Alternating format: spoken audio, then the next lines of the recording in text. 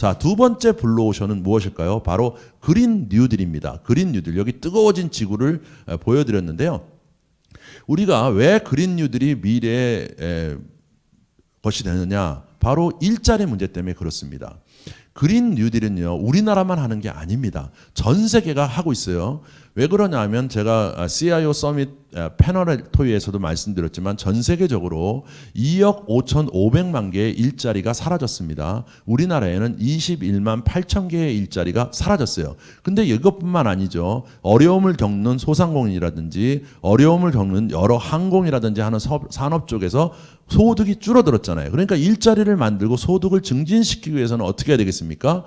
새로운 뉴딜 정책을 해야 되는 거예요. 그래서 디지털 뉴딜, 그린 뉴딜이 우리나라만 하는 게 아닙니다. 전 세계가 모두 해요. 오른쪽 아래에 있는 사진을 보시면 그게 누굽니까? 바로 바이든 대통령이죠. 바이든 대통령이 백악관 입성한 지 첫날 서류에 사인하고 있잖아요. 이게 17개의 행정 서류에 사인을 하고 있는데 지금 첫 번째 사인하고 있는 게 바로 코로나 종식의 사인이고 그 위에 스택 중에 바로 다음 게 뭐냐 하면 그게 바로 파리 협정으로 돌아가겠다는 거예요. 파리 협정으로 왜 돌아가겠다는 겁니까? 바로 일자리를 만들기 위해서입니다. 국제재생에너지기구에서는 뭐라고 얘기했냐면 코로나19에 일자리를 회복하는 가장 좋은 방법은 어차피 지구를 깨끗하기 위해서 파리 협정을 해야 돼요.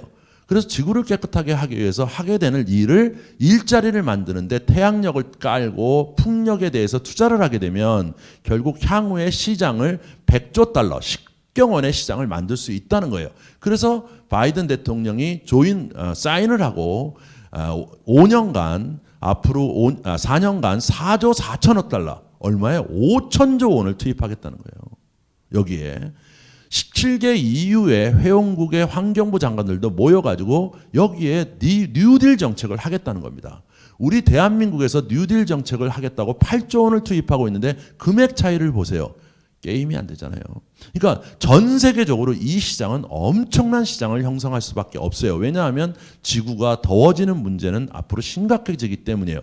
그러면 여기에서 어떤 기회가 있을까요? 바로 생각의 차원을 바꿔야 됩니다. 왜냐하면 에너지를 가장 많이 쓰는 곳은요, 도시예요.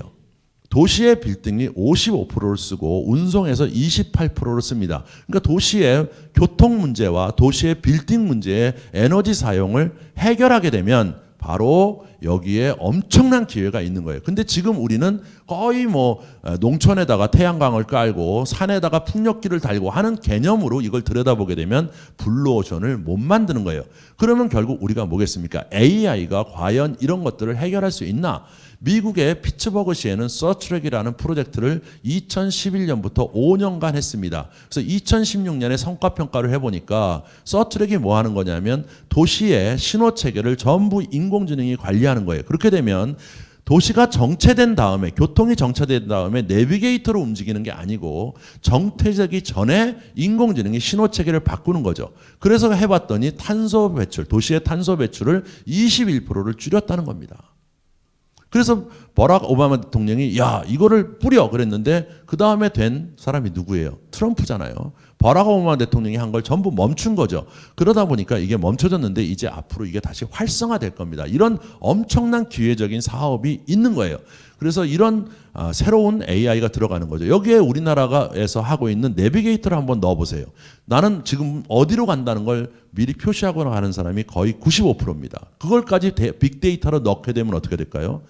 탄소 배출은 30% 이상씩 주는 거예요. 그래서 AI가 도시의 문제를 해결할 수 있습니다. 그러면 에너지가 근본적으로 줄어들겠죠. 두 번째는 뭐냐면 여러분 아실지 모르겠지만 도시에 지금 차량의 전기자동차가 더 중요한 게 아니고요. 오토바이의 문제예요.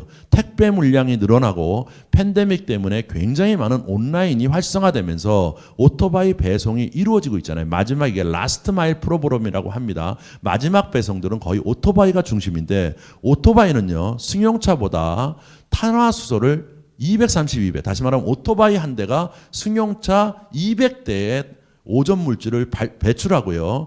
일산화탄소가 55대만큼 배출을 해요. 엄청나죠. 그렇기 때문에 전기 자동차가 보다 더 중요한 게 전기 오토바이 라스트 마일 프로그램을 해결하는 자가 미래패권을 잡아요. 세 번째는 뭐냐면 빌딩에 과연 에너지를 줄일 수 있는가 AI로 줄일 수가 있다는 거죠. 구글의 AI 다시 말하면 알파고가 바둑 기사를 멈추고 어디로 갔냐면 구글의 데이터 센터로 갔어요. 여러분 아시다시피 IT 하는 분들이니까 다 알겠지만 데이터 센터는 엄청난 전기와 냉각 효율을 해야 되는데 얘가 들어가 가지고 이 문제를 해결한 거죠. 마지막으로 문제가 풍력기예요. 풍력은 여러분 바람이 불었다가 안 불었다 하기 때문에 엄청난 풍력기가 돌아가려면 큰 바람이 있어야 돼요. 근데 그 큰 바람이 있어야 되는 문제를 조그만한 이러한 풍력기들이 앞으로 굉장히 해서 지붕마다 풍력기가 올라가야 되는 거예요. 그래서 그러한 통제와 관제를 AI와 로봇으로 연결하면 미래에 어마무시한 사업이 되는 겁니다. 자, 세 번째는 DIY 헬스케어죠. 지금 요번에 예방과 돌봄의 건강 패러다임이 바뀌어요. CES에서 가장 중심적으로 얘기한 게 바로 이 부분인데요. 바로 CES 2021에서 DIY 헬스케어, Do It Yourself로 바뀐다는 거죠. 왜냐하면 이제 모든 사람들이 많이 죽었어요. 고혈압, 당뇨, 호흡기, 심장질환. 이 사람들은 요즘 아시겠지만 백신을 잘못 맞으면 죽어요. 그러니까 이 병에 이제는 걸려서 치료하는 개념이 아니고 이런 병들은 원천적으로 안 걸려야 돼요. 안 걸리는 문제는 뭐냐면 건강할 때 지켜야 됩니다. 건강할 때 점점 나빠지고 있다는 건 어떻게 할까요? 바로 새로운 기기들이죠. 바로 AI가 진단의 민주화를 해주는 거예요. 그래서 식음료라든지 웰빙 푸드라든지 아니면 운동과 피트니스를 통해서 사람이 자기 건강을 미리 예방하는 개념으로의 시장이 엄청나게 커집니다. 이거는 전통적인 의사 중심의 시장보다 거의 5배 이상의 시장 가치가 열리는 거예요. 근데 지금까지 이 문제는 우리가 굉장히 비판을 많이 받았습니다. 왜냐하면 의사들은 이런 생각을 하는 거죠. 야, 이런 기계에서 측정되는 데이터는 100% 정확하지 않기 때문에 못 믿어. 이렇게 되는 거예요. 근데 어떤 문제가 있습니까? 예를 들어서 여기 아우라 링 같은 경우에 뭐냐면 반지를 끼면 이것이 지금 시판되고 있는 건데요. 이번 CES에서 혁신상을 받은 겁니다. 얘네들은 정보를 초당 250번 건강 체크를 해요. 그러면 이 건강 체크가 100% 정확하지 않더라도 95% 이상 정확하지 않더라도 예를 들어서 90%만 정확하더라도 계속 측정이 되면 어떤 트렌드가 나온다는 거예요. 그 트렌드가 DIY 헬스케어 시장에는 굉장히 중요하다는 거죠. 그렇기 때문에 이제 새로운 시장이 열리게 되는 겁니다. 그래서 버터와 같이 당뇨 환자가 이걸로 해봤더니 실질적으로 약물을 의존하지 않고 자기의 당뇨병을 우리가 유지하고 나빠지지 않게 만들 수 있는 게 94%의 효과가 있다는 거예요. 그래서 앞으로는 이것이 디지털 트윈으로 이런 헬스케어 시장의 새로운 플랫폼이 어마무시하게 커질 겁니다. 이 시장은 자동차의 6천조 시장의 2배가 넘는 1령 2천조 시장을 형성할 거로 예상이 되기 때문에 이건 블루오션이 아닐 수 없는 거죠. 자, 네 번째는 뭐냐면 홈 다이나믹스입니다. 홈 다이나믹스는 제가 패널 디스커션에서도 말씀을 드렸지만 불가피하게 재택근무와 건강관리를 해보다 보니까 집에서 재택근무를 하고 홈스쿨링을 하고 피트니스를 하다 보니까 집이라는 개념이 바뀐 거예요. 그래서 우리가 먹고 보고 청소하고 빨래하고 안락하게 자는 곳에서 역동성이 더해져서 예방하고 일하고 운동하고 미래를 준비하고 에너지를 만들고 소통하는 곳이라는 거죠. 그러면 이게 왜 중요하냐? 왼쪽 시장은 거의 가전회사들이 잡고 있던 시장이에요. 근데 여러분 우리가 실생활을 보세요. 우리가 은행이라는 금융이라는 시장을 보십시오. 금융이 돈 버는 방법은 일상생활의 상거래, 그 다음에 B2B 시장, 그 다음에 투자 시장 이렇게 세 개로 돈을 벌어왔는데 맨 밑바닥에 일상생활의 상거래 시장을 누가 잡았습니까? 바로 카카오, 그 다음에 네이버 이런 것들, 이런 회사들이 그쪽 시장에 뛰어들면서 그쪽으로 대규모 이동을 하고 있잖아요. 핀테크 시장이 거기서부터 열린 거죠. 그러면서 은행들이 거기서 역할을 못하니까 점점 수익성이 악화될 수밖에 없는 거예요. 그러면 집이라는 건 어떨까요? 이제 새로운 개념으로 예방하고 일하고 운동하고 미래를 준비하고 에너지를 만들고 소통하는 것이에요. 여기서 강자가 되면 어떻게 될까요? 왼쪽 시장을 먹을 수가 있다는 거예요. 그러면 왼쪽 시장에 있는 사람들이 오른쪽으로 빨리 이동을 안 하면 안 되는 거죠. 왜? 오른쪽에 이미 새로운 플랫폼이 들어와 있습니다. 어느 플랫폼이죠? 일하는 곳에 거의 많이 들어와 있는 게 줌이라는 플랫폼이에요. 소통하는 곳에 굉장히 많이 들어오는 게 젊은 사람들을 통해서 들어와 있지만 틱톡이에요. 이런 초기 모형들이 들어와 있습니다. 근데 이것들이 집과 집을 연결하고 새로운 플랫폼을 만들게 되면 왼쪽 시장이 무너지게 되는 거예요. 어쩔 수가 없습니다. 왜냐하면 새로운 개념으로 이동하기 때문이에요. 그래서 이제 새로운 시장으로의 이동, 그걸 어떻게 할 거냐. 나이키 같은 경우도 이미 벌써 움직였죠. 그래서 운동하는 컨텐츠를 만들어서 장비들과 연결을 하는 이런 시장을 만들기 위해서 이런 새로운 피트니스 시장에 들어왔고요. 그 다음에 몰핀이라든지 이런 애완전 동물, 그 다음에 뭐 삼성이라든지 LG 이런 데서 계속 새로운 제품들을 이번 CES에서 대거 내놓은 것이 바로 역동성의 문제를 어떻게 끌고 갈 거냐, 거기를 어떻게 헤게모니를 잡을 거냐 하는 것이 미래에 엄청나게 중요한 시장으로 크게 됩니다. 그래서 지금까지의 홈 오토메이션, 다시 말하면 IoT 중심적으로 해서 홈에 어떻게 하면 먹고 자고 보고 청소하고 안락하고 자는 거, 이런 개념이 아닌 거예요. 이제 플랫폼 기반으로 새롭게 팬데믹으로 인해서 발생한 예방하고 일하고 운동하고 미래를 준비하고 에너지를 만들고 소통하는 이러한 시장을 어떻게 고객을 엮어서 플랫폼 기반으로 끌고 갈 거냐 하는 시장이 미래의 시장으로 바뀔 거예요. 여기에는 기존의 페이스북이 작동하는 것도 아닙니다. 그렇기 때문에 새로운 시장을 누가 형성해 나갈 거냐가 굉장히 중요한 승부처가 될 걸로 예상이 되고 있습니다. 그래서 실질적으로 여기에 들어온 플랫폼을 보세요. 이번에 보면 미국에서 85%가 이번에 가전제품, 스마트 홈 디바이스를 샀다는 거예요. 85%가 하나 이상을. 그래서 그 다음에 요번에 처음 사봤다는 사람이 25%예요. 미국에서 시장에서요. 그리고 새롭게 요번에 다운로드된 1, 2위가 줌과 틱톡입니다. 바로 가정에 새롭게 들어오는 거 아니겠어요? 줌의 레비뉴를 요번에 보십시오.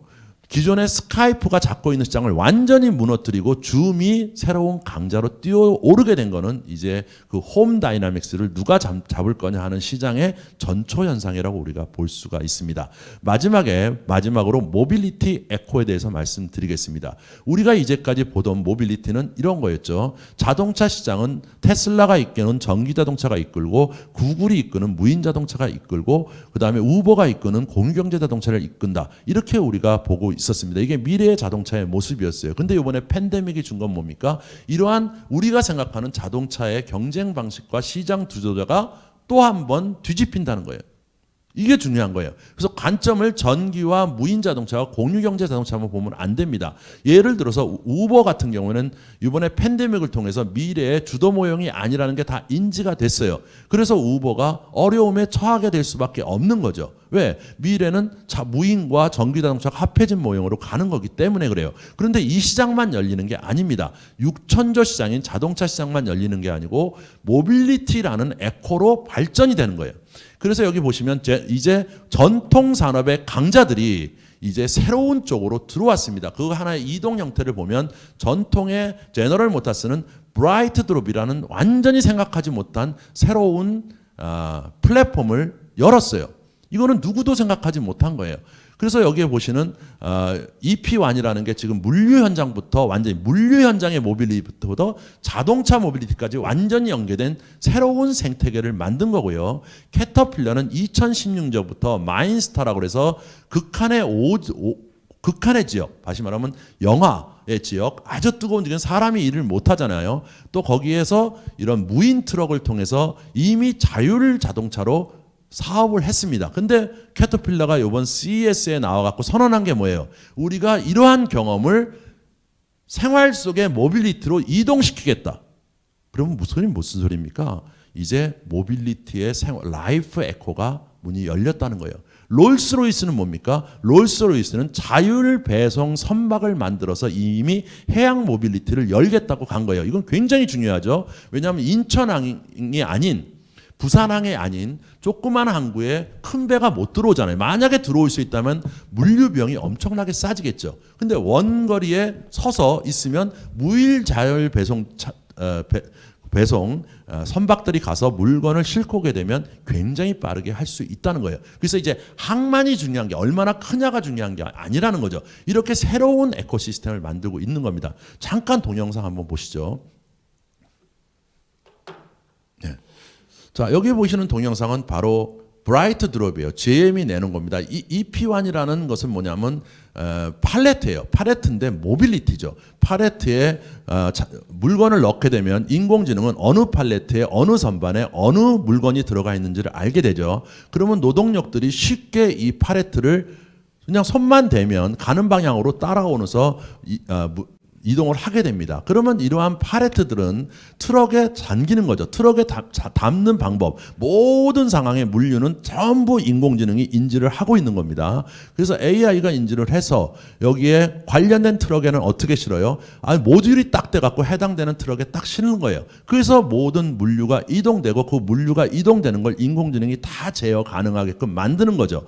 그렇게 되면 코스트를 줄일 뿐만 아니고 효율성을 증대시키고 안전할 뿐만 아니고 탄소를 배출을 줄일 수 있는 거예요. 그래서 페더럴 익스프레스와 함께 작년에 이거에 관련된 서비스를 시범 테스트를 했는데 생산성이 24%가 좋아졌다는 겁니다. 그래서 페덱스가 올해 이러한 구조로 대전환을 시작합니다. 바로 에코시스템이라는 건 이러한 거죠. 차 한 대만에 존재하는 게 아니고 그것이 연속된 삶을 이동하는 거예요. 이런 것들은 차뿐만 아니고 이렇게 다양한 실내 자율 로봇의 전쟁까지 이어져서 이제 미래는 모빌리티의 에코시스템이다. 다시 말하면 우리의 vehicle이라는 개념이 아니고 모빌리티 에코를 누가 잡느냐. 이 부분은 굉장히 중요한 문제가 아닐 수 없고 이 시장은 어마무시한 시장. 자동차에 제가 보기에는 한 10배 정도의 시장이 열릴 거로 생각이 됩니다. 그래서 이런 모빌리티 시장이 중요한 거죠. 자, 재밌었습니까?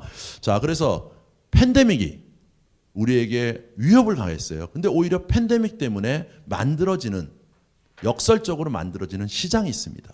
그 시장에 AI가 들어가서 그 시장을 완전히 새로운 블루오션으로 만드는 시장입니다. 여러 시장이 있지만 오늘 제가 여러분께 5개 핵심적인 시장에 대해서 말씀을 드렸습니다. 자, 여러분 감사합니다.